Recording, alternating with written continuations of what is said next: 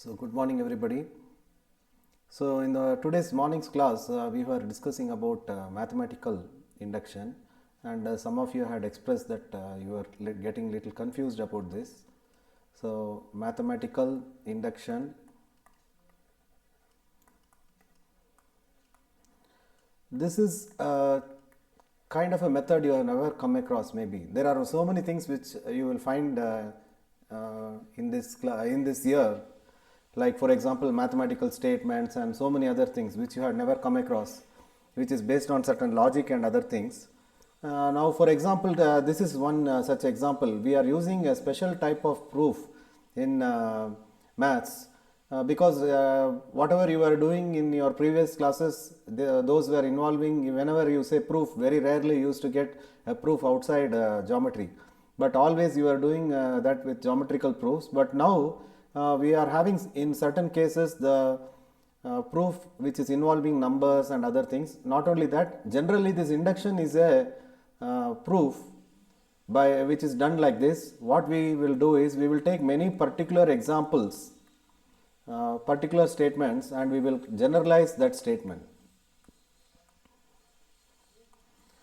We usually do this in our regular usage also. Like for example, gold, when people checked, it was conducting electricity.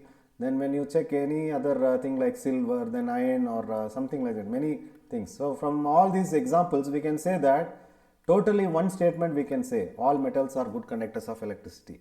This is called as induction method. On the other hand, suppose we will verify one general statement, that is we are having a general statement, say metals are good conductors of electricity, and we are verifying that for each and every metal. One by one you are checking whether silver, whether gold, whether iron, whether this. Like this, when we check, what we are going to do is general to particular we are checking. Now what we are going to do is particular to general.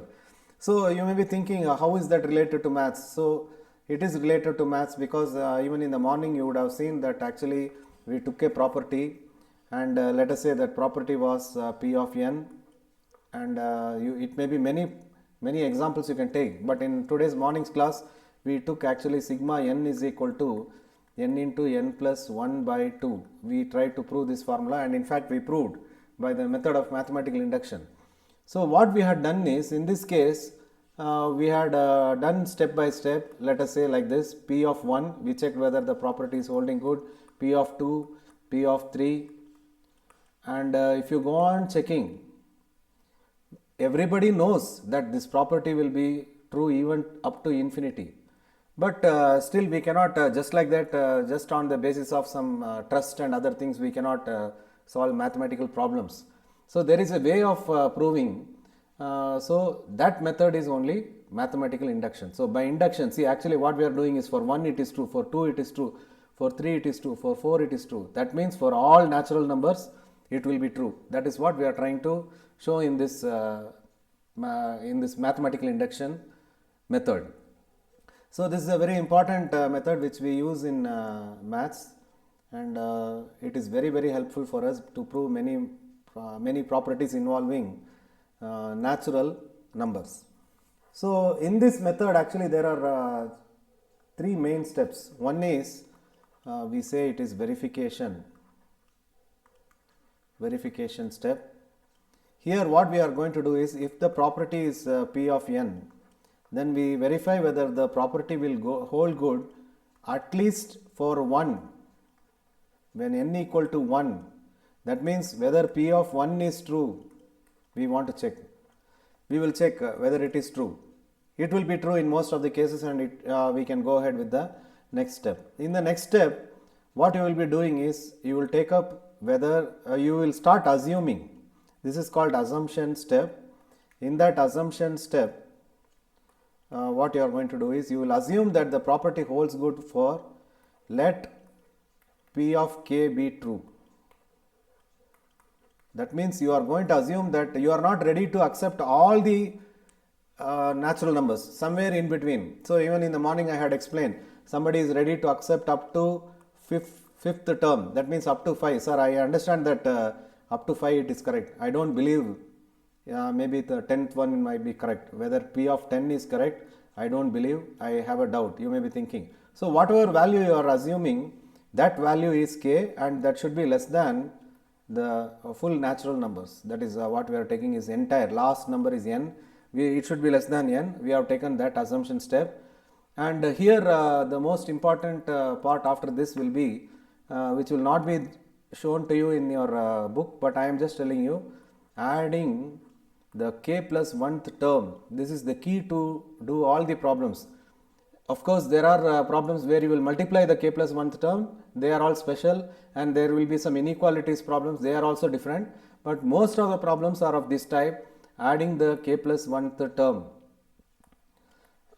This type of problems we will be doing mostly, that's why I just mentioned this separately. And of course, in the last step is, the third step is, you will be proving that P of k plus 1 is also true. So actually you will not be doing anything to this, simply you will be adding the next term. It is called as iteration method, and you will just add the next term. This is the k plus 1th term, you will add on both sides. You know that when you add the same quantity to both sides, nothing will happen, the equality will remain same.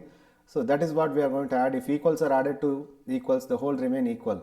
So but then what happens, that property will be even proved for the next term also. So by this way we are going to prove by mathematical induction property that this property is holding good for all the terms. This is what we had discussed in the morning, and in fact I showed you this example of the dominoes effect in the morning. So if you remember, this is what it is like. This is like if you prove for 1, it will prove for 2, and all the values will be proved automatically. This thing we had seen, if you remember. So that same thing I am just going to tell you now also.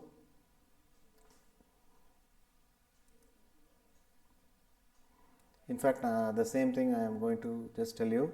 Even now also I am going to talk about the same thing. So finally, for coming to the conclusion of this method, what I am just trying to tell you is, these are the basic steps. 3 steps are there. First step is the basic step or verification step. First you will do verification. In this step you will check whether the property holds good for at least one term. Verification you will do like that. In the verification step you will prove, you will check whether the property holds good for at least one term. Then in the second step it is the assumption step, where you will assume that the property holds good for n equal to k, and in the third step you will be proving, and in between I told you there is another step which I have mentioned. You will be adding the k plus 1th term. After adding, you will see to that it is true for p of k plus 1 also. So here what we are doing is, we are taking a property p of n, and we are checking whether it for n equal to 1 it is true. Then for we are going to assume for k, and we will add both sides, the value k plus 1 the term we will add, and we will prove that it is true for p of k plus 1 also. So here it is if true, if p of k is true, then p of k plus 1 is also true. This is what we are showing. That means in the first step itself, verification step only, we are going to prove for p of 1 it is true. So when 1 it is true, naturally we are going to have the next one 1 plus 1, that is k plus 1. This is like our k. So next term will be 1 plus 1 is 2 is also true. Then once this is proved, 2 plus 1 is 3, for 3 also it is proved. Once it is proved for 3, p of 4 it's also true. Like that up to infinity, we have all the natural numbers we have proved. This is the mathematical induction method. And now I would like to take up some same example what we took up in the morning, and I will just conclude this video after this. So I am going to quickly just go very fast, because we have already discussed this.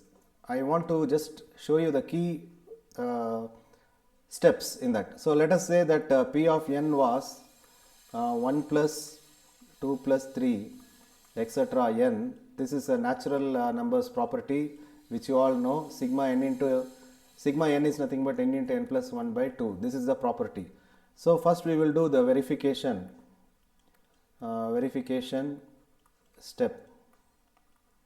So that is put n equal to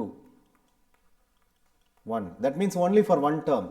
So we will take only the first term here, because so that will be 1, and only one term we are taking. In the morning also somebody had asked 2 terms and they were saying 2 plus 3, but no, from here we have to start. So then 1 is there, then here also we have to substitute 1. So 1 into 1 plus 1 by 2.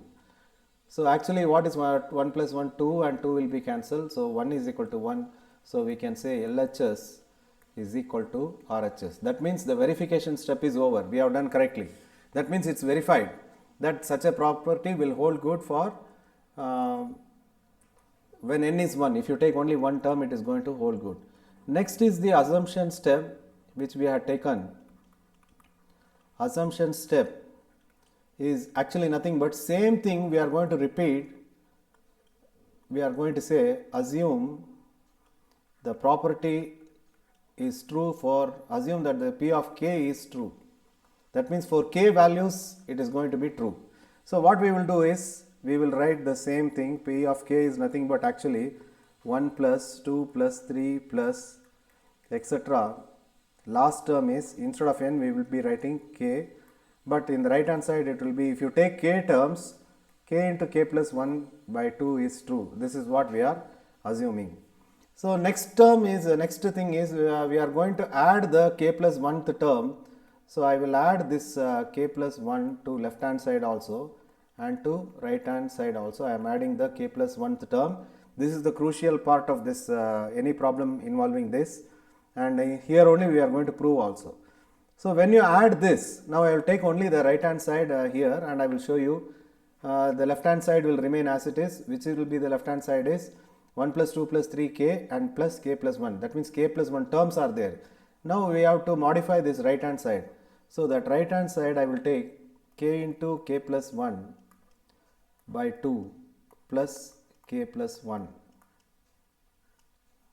This is what is there on the right hand side.